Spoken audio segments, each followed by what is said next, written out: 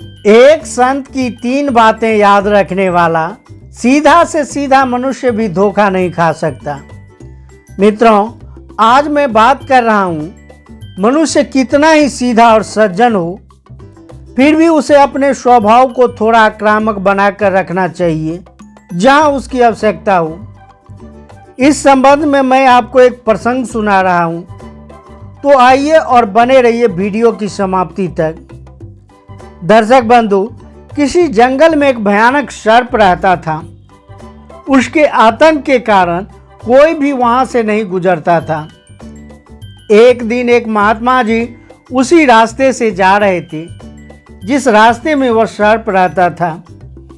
गांव वाले ने महात्मा जी को उधर जाने से बहुत रोका कि उधर न जाएं, उधर एक भयंकर सर्प रहता है। परंतु महात्मा जी ने उनकी एक नहीं सुनी और वे उधर ही चले गए। उधर जैसे ही सर्प ने देखा कि उसकी तरफ एक महात्मा आ रहा है, तो वह महात्मा जी को काटने के लिए दौड़े, परंतु महात्मा जी ने अपने योग बल से उसे रोक दिया। अब वह सर्प न आगे बढ़ पा रहा था और न पीछे। परेशान होकर वह महात्मा जी की शरण में चला गया और बोला, हे भगवान, मुझे क्षमा कर दीजिए, मुझसे भूल हो गई, मैं आपकी शरण में हूँ। महात्मा जी बोले, मैं तुझे क्षमा कर दूंगा, परंतु एक शर्त पर। आज से तू किसी को भी नहीं काटेगा। दर्शक बंधु, महात्मा जी की शर्त उस सर्प ने स्वीकार कर लिया। उसके बाद महात्मा जी वहाँ से चले गए। उस दिन के बाद से सर्प ने लोगों को काटना छोड़ दिया। अब वह सर्प किसी को भी नहीं काटता था। अब जैसे ही लोगों को पता चला कि सर्प ने काटना छोड़ दिया है, तो सब लोग उस जंगल के रास्ते से आने जाने लगे। वह रास्ता फिर से खुल गया था। सर्प लोगों को देखकर मार्ग से हट जाता था। अब तो चरवाहे लड़के अपने पशुओं को चराने वहां आने लगे। वे सर्प को भागते देखकर उस पर पत्थर मारने लगे। बेचारा सर्प भागकर बिल में चला जाता था। वह सर्प मार खाते खाते बहुत दुबला और घायल हो चुका था। धीरे धीरे काफी समय बीत गया। एक दिन महात्मा जी फिर उसी रास्ते से निकले। महात्मा जी को देखकर सर्प ने उन्हें प्रणाम किया। वह अपनी सारी व्यथा महात्मा जी को बताई। महात्मा जी कहने लगे, इसलिए तुम कमजोर हो गए हो। अरे मूर्ख, मैंने तुझे काटने के लिए मना किया था, फुफकारने के लिए नहीं।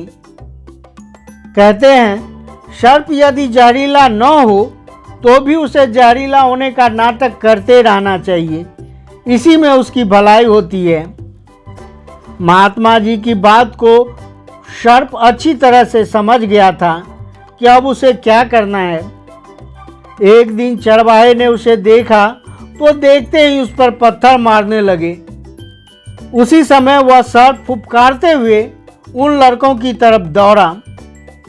सर्प को इस तरह फुफकारते हुए देखकर वे लड़के डर के मारे भागने लगे और उस दिन के बाद किसी ने उसे पत्थर नहीं मारा और सर्प सुखपूर्वक रहने लगा। कहते हैं, क्षमाशील मनुष्य में एक ही दोष का आरोप होता है, दूसरे की तो संभावना ही नहीं है, और वह दोष है क्षमाशील मनुष्य को लोग असमर्थ समझ लेते हैं। किंतु क्षमाशील मनुष्य का यह दोष नहीं मानना चाहिए, क्योंकि क्षमा बहुत बड़ा बल है। क्षमा से लोग शत्रु को भी बस में कर लेते हैं। दूसरी बात, जैसे बिल में रहने वाले मेढकों को सर्प खा जाता है, उसी प्रकार शत्रु से विरोध न करने वाले को और प्रदेश का सेवन न करने वाले ब्राह्मण को ये पृथ्वी खा जाती है। तीसरी बात, मनुष्य को अकारण ही किसी पर आक्रमण नहीं करना चाहिए, परंतु इसके साथ साथ इतना डरपोक भी नहीं होना चाहिए कि कोई भी आकर उस पर आक्रमण कर दे। ऐसा होने पर उसे अपने पौरुष का प्रदर्शन करना चाहिए। इस प्रकार वह बिना हिंसा का सहारा लिए ही अपना अस्तित्व बनाए रखता है। मनुष्य अपना व्यवहार रोबीला बनाए रखें। ऐसा करने पर कोई उस पर आक्रमण करने की नहीं सोचता। यह एक ऐसा सत्य है कि मनुष्य कठोरता से सबको थोड़ा भयभीत रख सकता है। जैसे अपने नर्म स्वभाव के चलते केचुए कांटे में फंसा दिए जाते हैं पर सर्प नहीं। जैसे बकरे को उसके सीधे स्वभाव के चलते लोग काट कर खा जाते हैं पर शेर को नहीं।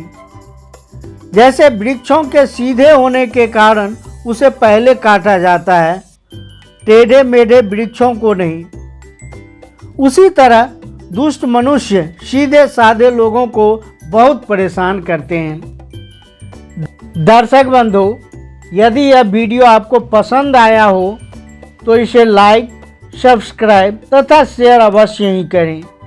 वीडियो के अंत तक बने रहने के लिए धन्यवाद। फिर मिलते हैं इसी तरह के एक नई ज्ञान चर्चा के साथ। जय हिंद, जय भारत।